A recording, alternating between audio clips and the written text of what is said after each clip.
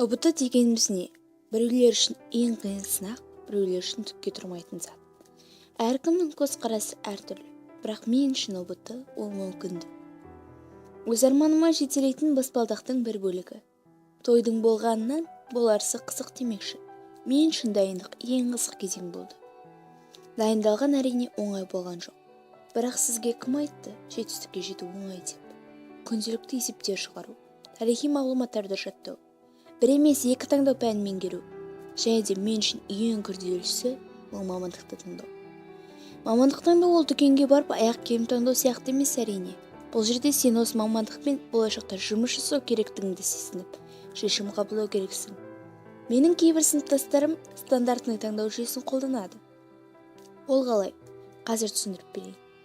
Біріншісі медицина. 80% ата-анасы отбасымызға бір медик керек деген сөздермен. Екіншісі физмат.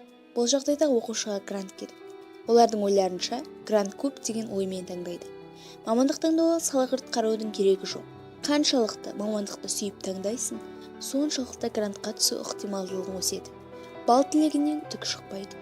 Ең дұрысы грант тілеу керек. Және талмай еңбек ету керек. Мен бір рет 100 үстінде бал алған кезімде ішімде бір басқаша сезім пайда болды. Келесіде осы балдан мүлдем түсіргім келмеді. Күнделікті дайындық кезінде ішімде ертең ұбт деп өз-өзімді итермелеп отырдым. Маған бір ұстазым айтқан: өзіңді күнделікті шабыттандырғың келсе, көрінген жерге грантқа түскің келген университеттің немесе қаланың суретін қой. Мысалыға, ұялы телефонға, шкафқа, айнаға, былайша айтқанда ең көп қарайтын жерге. Сол уақыттан бастап телефонның бетіне армандап жүрген университеттің суретін қойып қойдым. Сенесіздер ме? Шынымен де көмектесті. Көрген сайын шаршау немесе ұйқы шайдай ашылатын. Мотивацияның түрлері өте көп.